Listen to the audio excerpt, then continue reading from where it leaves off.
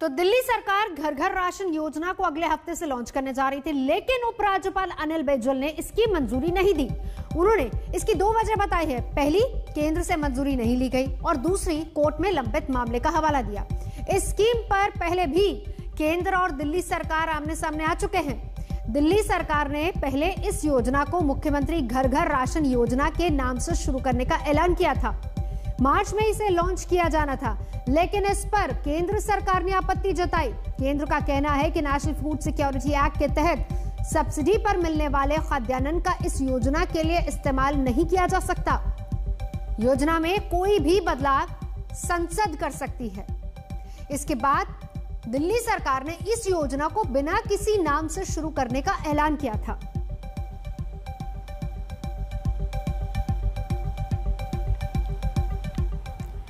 आगे बढ़ेंगे, बात करेंगे उत्तर प्रदेश की, जहां पर बीजेपी खेमे में सियासी सरगर्मी तेज हो गई है। आज यूपी के बीजेपी प्रभारी लखनऊ में है। उनकी 2 अहम मुलाकातों में एक हो चुकी है। थोड़ी देर पहले उनकी राज्यपाल आनंदीबेन पटेल से बात हुई है और आज 1 घंटे बाद राधा मोहन सिंह विधानसभा स्पीकर हृदय नारायण दीक्षित से मिलेंगे। यूपी बीजेपी में मुलाकातों का दौर 10 दिन से लगातार जारी है। 10 दिन पहले पार्टी अध्यक्ष जेपी नड्डा, बीएल संतोष और यूपी के बीजेपी महामंत्री की मुलाकात हुई थी और अगले ही दिन तीनों की आलाकमान से मुलाकात हुई और इसके बाद बीएल संतोष लखनऊ रवाना हो गए थे, जहां वो 3 दिनों तक यूपी के मंत्री और बीजेपी विधायकों से मिलते रहे।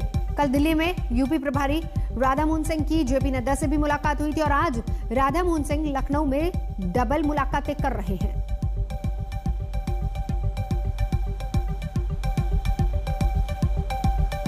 उत्तर प्रदेश में सरकार और संगठन में फेरबदल के कयासों के बीच आज फिर से सियासी पारा जोरों पर है।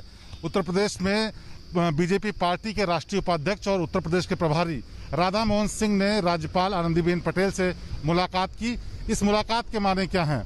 सूत्रों के मुताबिक राधा मोहन सिंह ने एक लिफाफा राज्यपाल को सौंपा। क्या आखिरकार उस लिफाफे का सच क्या है, ये सब कुछ जानना चाहता है। लेकिन अगर नियम की बात करें तो किसी भी तरीके से मंत्रिमंडल विस्तार की चर्चा को लेकर के राधा मोहन सिंह राज्यपाल को कोई भी मसौदा या कोई भी राय मशवरा नहीं दे सकते, क्योंकि कानूनन अगर ऐसा किया जाना है तो उसके लिए मुख्यमंत्री खुद वक्त लेते हैं और मुख्यमंत्री के बातों पर ही राज्यपाल विचार करके उसको अनुमोदन करती हैं।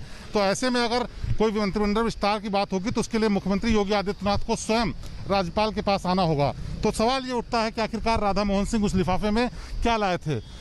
कायदे के हिसाब से किसी भी तरीके की रिपोर्ट जो कि सरकार की हो वो भी संगठन का कोई आदमी नहीं दे सकता राज्यपाल को, लेकिन अपने किसी व्यक्तिगत मसौदे को या फिर किसी सुझाव को वो बेशक दे सकते हैं। तो ऐसा कुछ हो सकता है कि राधा मोहन सिंह ने किया हो, लेकिन जैसी चर्चा है कि मंत्रिमंडल विस्तार को लेकर के राधा मोहन सिंह मिले, वो ऐसा सच नहीं मालूम होता है।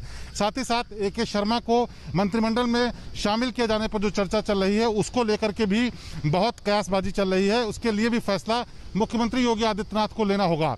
अब जो कुछ भी चल रहा है सियासी तौर पे उसके मायने अलग बहुत हैं, क्योंकि राज्यपाल से राधा मोहन सिंह की मुलाकात वो भी दिल्ली से आने के बाद, उससे पहले उत्तर प्रदेश में मंथन और मंत्रियों से मुलाकात के बाद बहुत मायने रखती है।